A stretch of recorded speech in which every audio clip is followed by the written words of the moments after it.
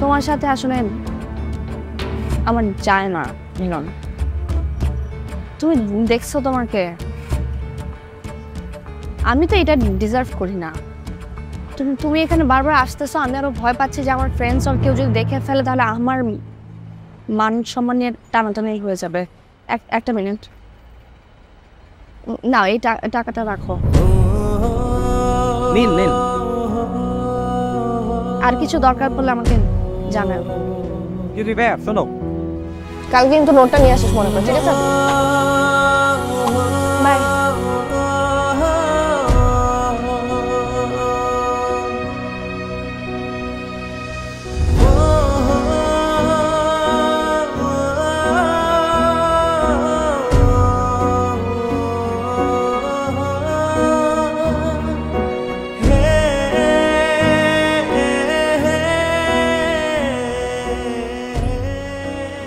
Milan, I am sorry.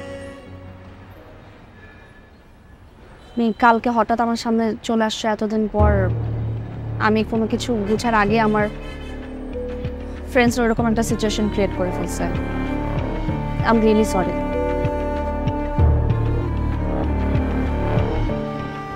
Please, আমি জানি তুমি এখানে কেন আসতেছো বারবার। তখন আমার কিছু করার ছিল না। বাবা যখন জানতে পারছে আমাদের ব্যাপারে, বাবা আমাকে কোনো রকম কোনো সময় না দিয়ে ঢাকা নিয়ে চলে আসছে। আমি তো তোমাকে জানাতেও পারিনি।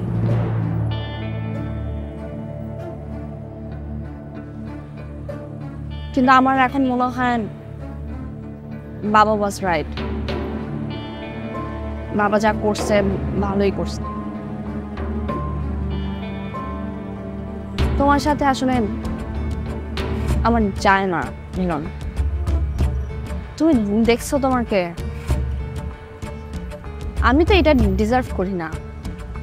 তুমি এখানে বারবার আসতেছো, আমি আরো ভয় পাচ্ছি যে আমার ফ্রেন্ডস আর কেউ যদি দেখে ফেলে তাহলে আমার মান সম্মান নিয়ে টানাটানি হয়ে যাবে।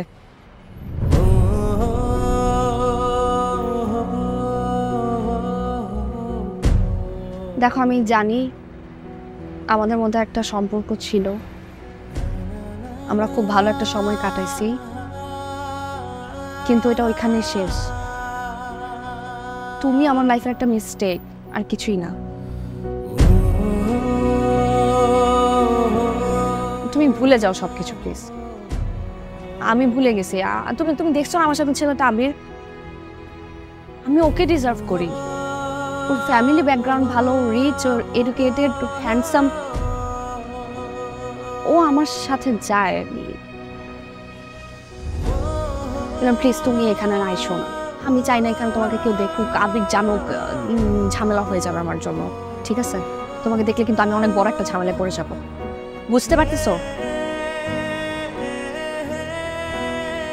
দেখো, আমি তোমাকে আপসেট করার জন্য কিছু বলতেছি না, কিন্তু যেটা পাস্ট ওটা পাস্ট। আমি অনেক সামনে চলে গেছি। তুমি আমার মাথায়ও নাই, আর শুধু মিস্টেক ছিল আর কি। মায়া, উনি কে?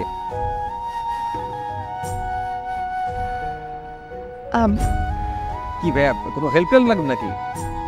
না আবির, ও হচ্ছে মিলন, আমার গ্রামের বাড়ি থেকে আসছে। আমার বাবার আন্ডারে ওর বাবা আর ওর কাজ করে। ও আই সি। ওই যে ওর বোনের কিছু টাকা লাগতো, ওর বোনের এক্সাম তো সামনে, এই জন্য আসছে আর কি। একটা মিনিট, না এই টাকাটা রাখো। নিন নিন। আর কিছু দরকার পড়লে আমাকে জানাও। যদি ভাইয়া শোনো,